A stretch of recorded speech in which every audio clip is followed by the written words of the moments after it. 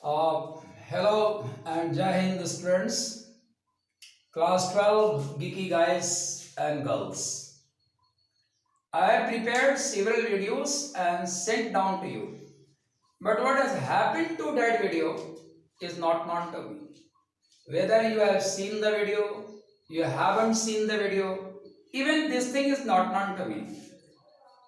My dear students, please give me feedback. You know that unless or until some motivation, some feedbacks come to the teacher will not teach properly because your problem is not known to me. Please acquaint me with the problem you are facing in this video. Okay. Now, today's topic, that is concept of solubility. Here in solution में for your better understanding, I am teaching in Hindi so that you can understand the whole concept of chemistry. आज की topic जो है वो liquid solution, इसको हमको पढ़ना है। यहाँ लिक्विड सॉल्यूशन को पढ़ने के पहले ये जान लेना है कि कॉन्सेप्ट ऑफ सॉल्युबिलिटी क्या है, कब लिक्विड में घुलेगा नहीं घुलेगा, इसकी क्या केमिस्ट्री है, ये समझ लेना जरूरी है। तो कोई भी सब्सटेंस अगर लिक्विड है और घुलता है तो उसके घुलने के दो ही वजह हो सकते हैं। केमिस्ट्री से दो बातों को जानता है और वो दो बात क्या है?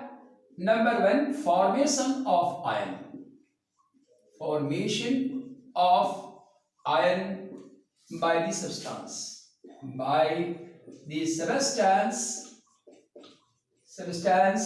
in liquid। ये पहली शर्त है कि अगर लिक्विड जा रहा है घुलने के लिए और वह आयन का फॉर्मेशन करता है तभी वो घुल पाएगा, अन्यथा उसके घुलने की कोई संभावना नहीं है। खासियत से जब हम वाटर की बात करते हैं। दूसरी बात होती है formation of hydrogen bond, formation of hydrogen bond. जब तक हाइड्रोजन बॉन्ड नहीं बनेगा तब तक कोई भी सब्सटेंस पानी में नहीं घुल सकता, उसके घुलने की कोई संभावना नहीं। यहां आयनाइजेशन जो होता है इस जगह पर भी हाइड्रोजन बॉन्ड ही बनता है, और अगर आयनाइजेशन नहीं हो रहा है, पोलर मॉलिक्यूल है, अगर वो घुलता है तो उसके भी घुलने का कारण सिर्फ और सिर्फ हाइड्रोजन बॉन्ड का फॉर्मेशन ही है। अगर ये हाइड्रोजन बॉन्ड फॉर्मेशन ना हो तो लिक्विड में बेसिकली वाटर में घुलने की संभावना जीरो हो जाएगी। अब इस चीज को हम लोग को ध्यान में रखना है। जैसे हम लोग RX हेलो एल्केन ये चैप्टर क्लास 12 के पार्ट सेकेंड ऑर्गेनिक केमिस्ट्री से हम लोग पढ़ते हैं, वहां का पहला चैप्टर है haloalkane and haloarene. तो haloalkane and haloarene के बारे में हम ये जानते हैं कि RX जो है हेलो एल्केन है, ये सिंथेटिक टूल है ऑर्गेनिक केमिस्ट्री में। Synthetic tool in organic chemistry. Organic chemistry में किसी भी पदार्थ को अगर आप बनाना चाहते हैं, कोई भी प्रोडक्ट चाहते हैं, तो आपको बनाने का सबसे आसान रास्ता हेलो एल्केन ही होता है, और इसलिए इसे हम लोग synthetic tool of organic chemistry कहते हैं। अब ये इतना ज्यादा रिएक्टिव क्या है, थोड़ा सा विषयांतर होकर भी बात करते हैं। इसलिए ये रिएक्टिव है क्योंकि RX के ऊपर में चार्ज उपस्थित है, ये आप देख रहे हैं चार्ज, ये पोलर मॉलिक्यूल है। और रिएक्टिविटी के बारे में एक बात यहां कहा जाता है कि reactivity is directly proportional to the mode of charge. इससे कोई फर्क नहीं पड़ता कि ये पॉजिटिव है कि नेगेटिव है, लेकिन उसका अमाउंट क्या है उसके ऊपर डिपेंड करता है। तो जो पोलर मॉलिक्यूल्स होते हैं वो ज्यादा रिएक्टिव होते हैं in comparison to non polar molecules. तो polar molecules are more reactive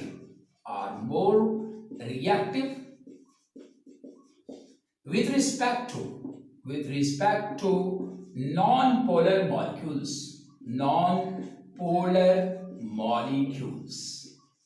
ये बड़ा ही सीधा सा सवाल है, इसको हम समझते हैं। ये नॉन पोलर मॉलिक्यूल्स की तुलना में ज्यादा रिएक्टिव होते हैं। क्यों रिएक्टिव ज्यादा होता है? इसलिए कि इनके ऊपर चार्ज है और रिएक्टिविटी किस पर डिपेंड करती है, रिएक्टिविटी अमाउंट ऑफ चार्ज पर डिपेंड करती है। जितना ज्यादा चार्ज होगा उतना ज्यादा रिएक्टिव होगा। इसलिए RX एक रिएक्टिव केमिकल मोइटी है, रिएक्टिव केमिकल स्पीशीज है। इसे मैंने कोट इसलिए किया कि अपनी बात को आपके सामने रख पाए।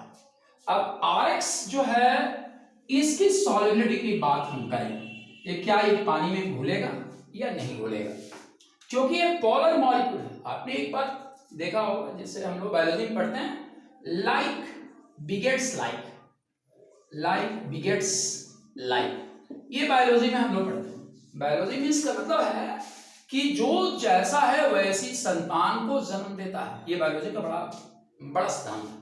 शेर की संतान शेर होगी, बिल्ली की संतान बिल्ली होगी, बिल्ली की संतान कभी शेर नहीं हो सकती, शेर की संतान कभी बिल्ली नहीं हो सकती। ये बायोलॉजी में हम पढ़ते हैं।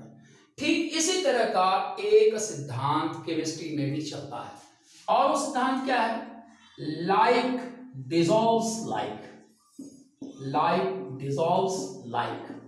जो जैसा पदार्थ है वैसे में घुलेगा, तो जैसा पदार्थ है वैसे में घुलेगा। इसका मतलब यह हुआ कि polar substances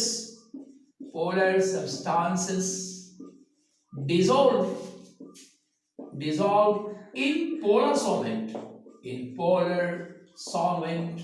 polar substance polar solvent में घुलते हैं, and non-polar substance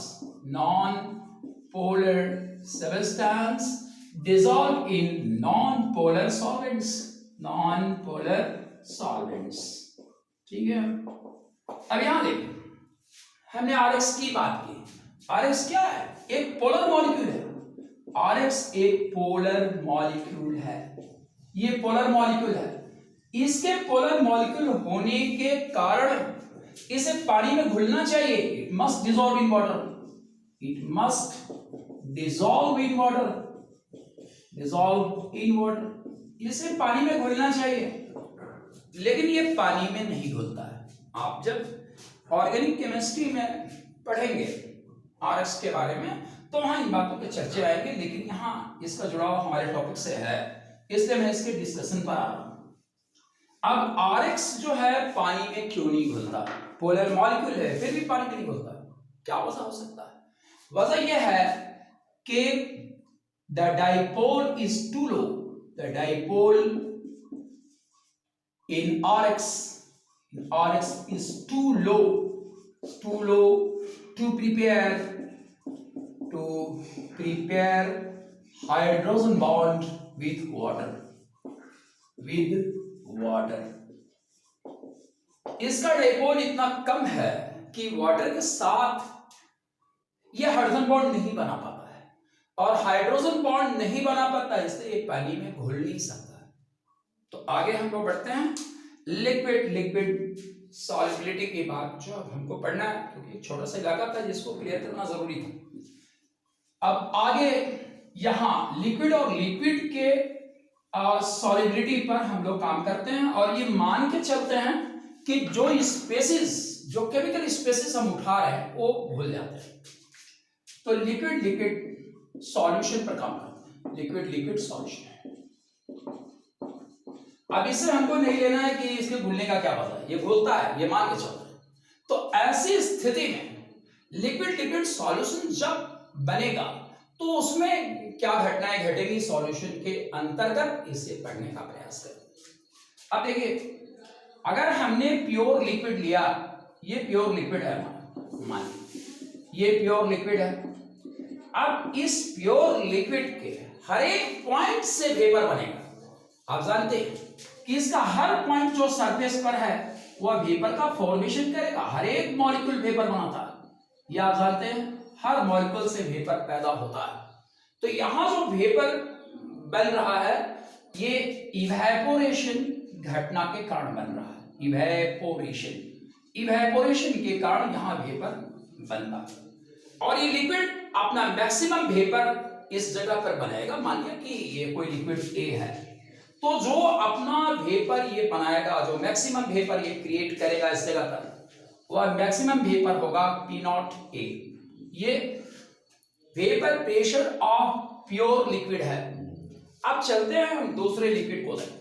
यहां दूसरा लिक्विड हमने बी ले लिया, मान लिया कि लिक्विड बी है हमारा, लेकिन इसका कंपोजिशन कुछ और है, ये सेम लिक्विड नहीं है। तो जब इसका कंपोजिशन अलग है तो ये भी वेपर अपना बनाएगा। अब वेपर यहाँ हर एक पार्टिकल से वेपर बनता है। आप जानते हैं कि इवेपोरेशन क्या है? इवेपोरेशन रूम टेम्परेचर पर चलने वाली एक घटना है, ये आपको मालूम। तो चूंकि इवेपोरेशन रूम टेम्परेचर पर चलता है, इसलिए हम एक बात यहां लिख सकते हैं कि no liquid can be supposed without its vapour. No liquid can be supposed without its vapour. बिना वेपर के किसी भी लिक्विड की कल्पना नहीं की जा सकती। क्यों नहीं की जा सकती? क्योंकि रूम टेम्परेचर पर घटने वाली ये घटना है, और रूम टेम्परेचर आपको हर समय है। तो ऐसी स्थिति में हर लिक्विड अपना वेपर बनाएगा। यहां हमने लिक्विड ए को लिया है, जो अपना प्योर सॉल्वेंट आप मान सकते हैं। तो ये सॉल्वेंट ए के रूप में जो वेपर क्रिएट कर रहा है, पी नॉट ए का वेपर क्रिएट कर रहा है। यहां जो वेपर क्रिएट हो रहा है लिक्विड बी के द्वारा, तो लिक्विड बी जो अपना वेपर बना रहा है, उस वेपर को हम लोग पी नॉट बी से दिखाते हैं। अब यहां इसके केमिकल पहलू को समझने का प्रयास करेंगे कि अगर दोनों को मिला दिया जाए तो क्या होगा। दोनों को मिला दिया जाए तो होगा क्या, यह समझने की कोशिश यहां की जा रही है। आप लिक्विड ए के पास जो पार्टिकल्स है, ये लिक्विड ए है, इसको देखें। लिक्विड ए के पास जो भी पार्टिकल्स, उसको हम ए से शो करते हैं। तो ए और ए के बीच में ये तो इंटरेक्शन है, इसे हम लोग इंटर पार्टिकल इंटरेक्शन कहते हैं। इंटर पार्टिकल इंटरेक्शन, ये इंटर पार्टिकल इंटरेक्शन एक फोर्स है जो एक पार्टिकल को दूसरे पार्टिकल के बीच में लग रहा है, दोनों एक दूसरे को खींच रहे। और यहां लिक्विड बी का केस अगर हम लोग लेते हैं, तो लिक्विड बी में जो इंटरेक्टिंग फोर्स है वो बी और बी से शो किया जा रहा है। तो बी और बी के बीच में जो फोर्स लग रहा है, उसे यहां हम लोग इंटर पार्टिकल फोर्स के नाम से फिर देखते हैं, इंटर पार्टिकल फोर्स। तो हमें मालूम है कि ए के पास इंटर पार्टिकल फोर्स अपना है, बी का अपना इंटर पार्टिकल फोर्स लगा हुआ है। अब इवेपोरेशन की घटना जो है किस बात पर डिपेंड करती है? तो evaporation is inversely proportional to the interparticle force. अब inversely proportional to interparticle force देखा गया। इसका मतलब क्या है कि जितना कमजोर इंटरपार्टिकल फोर्स होगा उतना ही ज्यादा वेपर बनेगा। यहां जितना कमजोर इंटरपार्टिकल फोर्स होगा उतना ही वेपर बनेगा। इसलिए आप देखते हैं कि एसीटोन और वाटर को अगर रख दिया जाए, सेम वॉल्यूम को रख दिया जाए धूप में या किसी भी जगह पर, मान लिया हमने एसीटोन रख लिया सेम अमाउंट में और वाटर को सेम अमाउंट में रख लिया, इन दोनों को सेम क्वांटिटी में लेते हैं। जब सेम क्वांटिटी में दोनों को लिया जाता है, छोड़ दिया जाता है, तो आप पाते हैं क्या होता है, एसीटोन सबसे पहले उड़ जाता है। तो इट इवेपोरेट्स फर्स्ट, ये सबसे पहले इवेपोरेट करके खत्म हो जाता है, लेकिन ये बाद में इवेपोरेट करता है। कारण क्या है? इसलिए कि एसीटोन के पास जो इंटरपार्टिकल फोर्स है वो वीक है, वीक इंटरपार्टिकल फोर्स। यहां जो इंटरपार्टिकल फोर्स है एसीटोन में वो काफी वीक है। लेकिन अब हम वाटर में देखते हैं, तो वाटर में इंटरपार्टिकल फोर्स क्या है? वाटर का इंटरपार्टिकल फोर्स स्ट्रॉन्ग इंटरपार्टिकल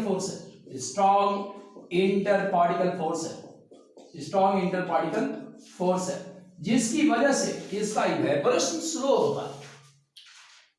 अब आगे समझने का प्रयास करते हैं कि इसमें और क्या बातें हो सकती हैं। सपोजिंगली हमने दो लिक्विड्स लिए और उन दोनों को मिलाया, तो मिलाने के बाद जो घटना घटेगी उसको समझने का प्रयास करते हैं। मान लिया लिक्विड ए लिया गया और लिक्विड बी लिया गया, इन दोनों लिक्विड्स को हम मिक्स करते हैं। तो आपको मालूम है कि दुनिया के दो पदार्थ एक नहीं हो सकते, उनमें अंतर होगा। दो पदार्थ कभी भी सेम नहीं हो सकते। जैसे दो आदमी सेम नहीं हो सकते, वैसे दो पदार्थ भी सेम नहीं हो सकते। तो ये A is different from B, A is different from B, different from B। A जो है B से डिफरेंट है। कहने का मतलब हुआ कि the inter particle force A और A के बीच में जो लग रहा है और B और B के बीच में जो इंटर पार्टिकल फोर्स लग रहा है, ये दोनों क्या है? डिफरेंट मैग्नीट्यूड के हैं, डिफरेंट मैग्नीट्यूड के हैं, डिफरेंट मैग्नीट्यूड के हैं, डिफरेंट मैग्नीट्यूड के। अब यहां हम एक बात कल्पना करते हैं कि A का जो इंटर पार्टिकल फोर्स है, जो इंटर पार्टिकल फोर्स A के साथ है, AA का इंटर पार्टिकल फोर्स अगर बड़ा है BB के इंटर पार्टिकल फोर्स से, तो आपको मालूम है कि ज्यादा वेपर ये बनाएगा और ये कम वेपर बनाएगा। तो जब ये ज्यादा वेपर बनाएगा तो प्योर फॉर्म में इसका वेपर P0B क्या होगा? ग्रेटर होगा। किससे? P0 A से, P0 A से। ये ज्यादा वेपर बनाएगा, ये कम वेपर बनाएगा। अब इन दोनों लिक्विड्स को मिलाने की कोशिश करते हैं और देखते हैं कि वेपर प्रेशर पर क्या असर पड़ता है।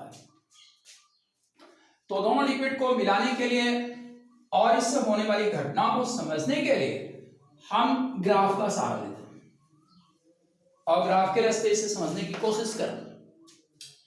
ये लाइन है और जैसा कि हमने माना है कि लिक्विड बी का इंटर पार्टिकल फोर्स क्या है? कमजोर है। तो लिक्विड बी का इंटर पार्टिकल फोर्स कमजोर है, इसलिए इसकी जो वैल्यू है P0B, ये क्या होगा? बड़ा होगा, क्योंकि ये ज्यादा वेपर बनाएगा। और ये क्या होगा? छोटा होगा, क्योंकि ये कम वेपर बनाएगा। तो ये ज्यादा बना रहा है, ये कम बना रहा है। प्योर कंडीशन में XA mole fraction of liquid A क्या होगा? 1 होगा, इसलिए कि इसमें दूसरा कोई पदार्थ नहीं है। और यहां अगर हम आते हैं तो प्योर कंडीशन में मोल फ्रैक्शन B का क्या होगा? B का 1 होगा, इसलिए कि इसमें क्या है? कोई पार्टिकल हमने किसी दूसरे लिक्विड को नहीं मिला है, ये प्योर केस है इसका। तो इस जगह पर XA यानी कि मोल फ्रैक्शन ऑफ A क्या होगा? मोल फ्रैक्शन ऑफ A इसका 0 हो जाएगा। और यहां मोल फ्रैक्शन ऑफ B क्या होगा? यहां 0 हो जाएगा। लेकिन जब हम लिक्विड को मिलाना शुरू करेंगे तो घटनाएं घटने लगेंगी। जब मिलाएंगे तो मोल फ्रैक्शन की लाइन है, ये मोल फ्रैक्शन की लाइन है जिस पर मोल अपने आप को बढ़ाएगा घटाएगा। तो मोल फ्रैक्शन की लाइन को जब हम इसको मिलाते हैं तो ये इस रूप में डाउनवर्ड होता जाता है और ये यहां से ऐसे आने लगता है। ये आपका लिक्विड वेपर प्रेशर की लाइन है। तो ये जो वेपर प्रेशर की लाइन हम देखते हैं, ये हकीकत में लाइन आके यहां मिलती है और ये जाकर के इस पॉइंट पर मिलती है। ग्राफ को जरा ठीक से लेते हैं, फिर से देखिए। हमने ये मोल फ्रैक्शन की लाइन ली, लिक्विड A लेस वेपरेबल है, इसलिए P0A क्या होगा? छोटा होगा। और ये ज्यादा वेपरेबल है, इसलिए इसका P0B ज्यादा होगा। यहां मोल फ्रैक्शन प्योर कंडीशन में है, इसलिए मोल फ्रैक्शन XA 1 होगा, मैक्सिमम होगा। तो XB क्या होगा? यहां 0। इसी रूप में यहां प्योर केस है, इसलिए XB mole fraction of B 1 होगा और मोल फ्रैक्शन ऑफ A 0 होगा। जब हम इन दोनों को मिलाएंगे तो लकीरें इसमें एक्टिव होंगी। अब हम इसको मिलाते हैं, इस कंडीशन में जब मिलाते हैं ये ग्राफ यहां आता है, यहां से मिलाएंगे ग्राफ यहां पहुंचेगा। अब जो यहां वेपर प्रेशर रिजल्ट कर रहा है इसके मिलाने से, उस वेपर प्रेशर को हम कैसे जानेंगे कि कितना वेपर प्रेशर दोनों का बन रहा है किसी विशेष मिश्रण पर। तो ये जो लाइन हम मिलाते हैं, ये लाइन जो है, इस लाइन पर वेपर प्रेशर लिया जा सकता है, पढ़ा जाता है। This is the vapour pressure of liquid mixture, liquid mixture. अब लिक्विड मिक्सचर का वेपर प्रेशर हम इस पर पढ़ते हैं। अब किसी भी कंसंट्रेशन पर वेपर प्रेशर, किसी भी कंपोजिशन का वेपर प्रेशर इस पे पढ़ा जा सकता है। अब यहां से अगर हम मान लीजिए इस पॉइंट पर वेपर प्रेशर जानना चाहते हैं तो ड्रॉप करेंगे हम, इस जगह पर XA की वैल्यू हम पढ़ सकते हैं और x की v की वैल्यू भी हम यहाँ पढ़ सकते हैं, और कोरस्पॉन्डिंग प्रेशर जो है इस लाइन पर हम पढ़ेंगे, ये कोरस्पॉन्डिंग प्रेशर का वैल्यू है, या हाँ ये प्रेशर की वैल्यू इस पॉइंट पर हमको मिल जाएगी। ठीक है, तो इस प्रकार से लिक्विड के को अगर मिलाते हैं तो वेपर प्रेशर की रिजल्टिंग लाइन ए और बी के पीक से होके गुजरती है। किसी भी कंपोजिशन पर अगर आप वेपर प्रेशर जानना चाहते हैं तो यहां से दो कोऑर्डिनेट डेवलप कीजिए, एक नीचे ले जाइए और एक सामने ले जाइए, वहां से आपको प्रेशर मिलेगा, यहां से कंपोजिशन मिलेगा। ये एक आइडियल केस है। आइडियल केस का मतलब कि इसमें इस लिक्विड में कोई गड़बड़ी नहीं आ रही है। तो ये केस कब बनेगा, जरा इसे हम लोग समझने की कोशिश करते हैं। ये हकीकत में क्या है, ये टोटल प्रेशर लाइन है, टोटल प्रेशर लाइन है, ये टोटल प्रेशर की लाइन है। और आपको मालूम है कि टोटल प्रेशर की लाइन हम निकालते कैसे, डाल्टन ने कहा था कि टोटल प्रेशर क्या होता है, P = P1 + P2, ये टोटल प्रेशर की लाइन है। तो टोटल प्रेशर हम निकालेंगे, इस P की वैल्यू यहां पास, और ये क्या होगा, सम ऑफ पार्शियल प्रेशर्स होगा। तो अकॉर्डिंग टू डाल्टन के हिसाब से देखिए, according to Dalton's partial pressure law, Dalton के पार्शियल प्रेशर के नियम के हिसाब से टोटल प्रेशर क्या होता है, तो total pressure P sum of partial pressures होते हैं, तो सम of partial pressure P1 + P2 हो गया, ये सम ऑफ पार्शियल प्रेशर्स। अगर आप P1 की वैल्यू निकालना चाहते हैं तो P1 की वैल्यू भी डाल्टन्स के इक्वेशन से निकलेगा। तो P1 की वैल्यू निकलेगी आपको P0 A × x', या हम यहां xa लिख देते हैं। ठीक है, अब यहां से आप P1 की वैल्यू निकाल सकते हैं, ये आपका मोल फ्रैक्शन है, ये टोटल प्रेशर है लिक्विड A का। इसी प्रकार से P2 की वैल्यू आप निकालना चाहें तो P0 B × xB, ये मोल फ्रैक्शन B का है, और ये कंप्लीट प्रेशर है, टोटल प्रेशर है लिक्विड B का। अगर ये कंडीशन बनता है किसी भी लिक्विड के केस में, तो इस प्रकार के सॉल्यूशन को हम आइडियल सॉल्यूशन कहते हैं। This solution is called ideal solution. अगर ये घटना घटती है दो लिक्विड के साथ तो इसे हम लोग आइडियल सॉल्यूशन कहते हैं, ये आइडियल सॉल्यूशन। अब ये आइडियल सॉल्यूशन के केस में ही काम करेगा। अगर सॉल्यूशन आइडियल नहीं है तो ये जो ग्राफ है वो फंक्शन नहीं करेगा, इसमें परिवर्तन आएगा। तो इसे हम लोग रॉल्स लाइन भी कहते हैं। ये जो लाइन बनती है जिस पर टोटल प्रेशर पढ़ा जाता है, इसे हम पढ़ते हैं रॉल्स लाइन। ये रॉल्स लाइन है, इस रॉल्स लाइन पर टोटल प्रेशर निकाला जाता है, कंपोजिशन दिखाता है। अब हम लोग आइडियल सॉल्यूशन के केस को थोड़ा सा देखने की कोशिश करते हैं।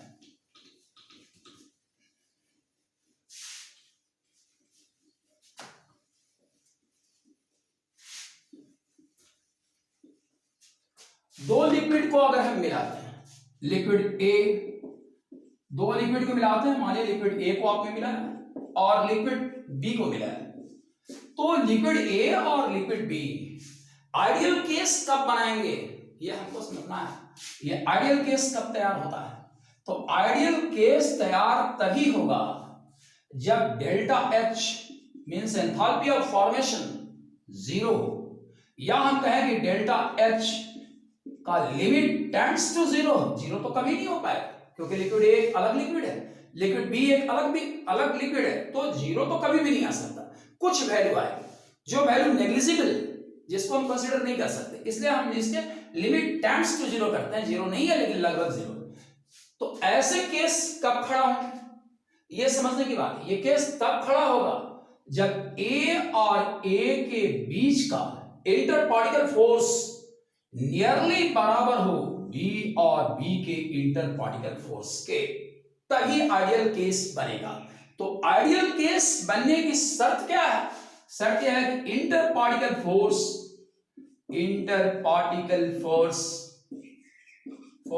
ऑफ वन लिक्विड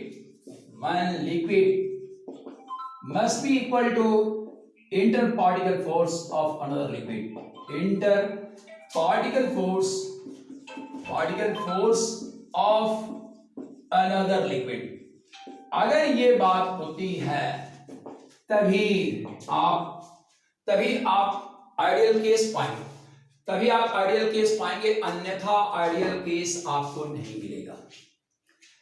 तो यहां अगर ये शर्त पूरी होती है तो जब लिक्विड मिला दिए जाएंगे तो क्या होगा, ए और बी के बीच में इंटरेक्शन शुरू होगा, जिसे हम लोग इंटरेक्शन बी से दिखा रहे हैं। ये इंटरेक्शन क्या है, तो interaction interparticle force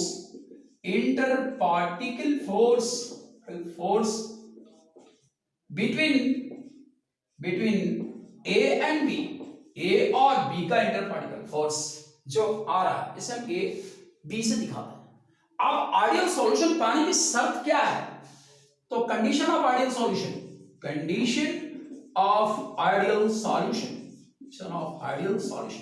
ideal solution liquid में कब मिलेगा, यहां आपको बताया गया कि डेल्टा एच जीरो हो या लिमिट टेंड्स टू जीरो, और दूसरा शर्त भी इसमें आता है delta B change in volume must be zero, या इसकी लिमिट क्या हो, टेंड्स टू जीरो।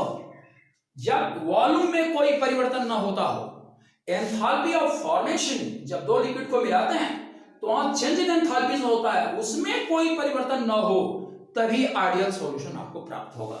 अगर इन दोनों में किसी भी प्रकार का परिवर्तन हुआ तो सॉल्यूशन आइडियल नहीं होगा और रॉल्स लॉ फेल कर जाएगा। तो यहां हम लोग ये केस पार्टिकल लेवल पर हम कैसे समझेंगे, ए और ए के बीच का इंटर पार्टिकल फोर्स यदि दूसरे लिक्विड बी के साथ हम मिलाते हैं तो बी और बी के बीच का इंटर पार्टिकल फोर्स के बराबर हो, तभी ये बात हो सकती है। और अगर ये बराबर होता है तो ए और बी के बीच में लगने वाला इंटर पार्टिकल फोर्स क्या होगा, वो भी बराबर हो जाएगा।